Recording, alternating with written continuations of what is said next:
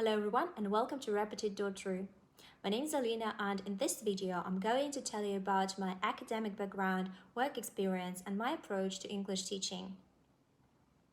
I studied linguistics and translation studies at university and graduated with honors in 2014. I started teaching while I was a student. I had a teaching practice at university and I also worked as a volunteer in an educational project for elderly people. After graduation, I worked with children and teenagers at a public school for 2 years. In 2016, I also gained a certificate in English language teaching to adults. In 2017, I decided to further improve my language skills and I went to London where I spent half a year attending an exam preparation course. In January 2018, I passed the Cambridge Language Exam CAE and I attained the maximum number of points in the use of English part of the exam. And my overall score was 202 out of 210, which proved that I had achieved the C2 level of English.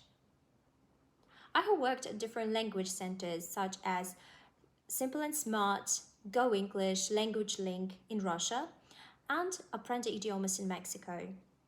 Since 2020 though, I've been focusing entirely on teaching one-to-one lessons online.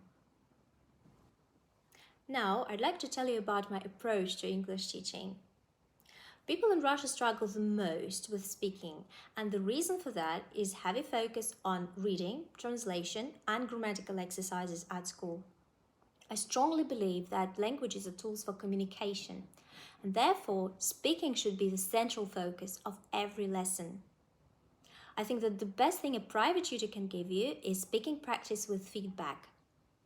I help my students to work on their accuracy and fluency, overcome the language barrier, and boost their vocabulary. We cover everyday topics from ordering food at a restaurant and shopping to news and politics.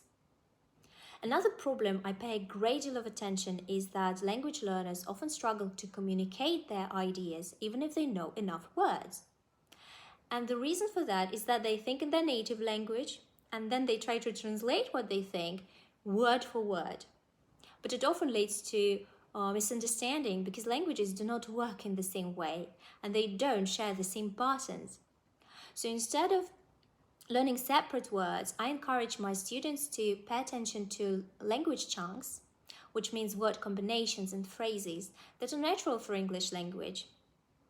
I provide my students with interactive modules to learn new vocabulary and they can access these modules using an app on their phone. I also give home assignments which usually include reading and writing, grammatical and lexical exercises. Thanks for taking the time to watch this video today. I'd be really happy if you choose me as your teacher. Book a free consultation so we can discuss your goals and figure out your English level. Goodbye.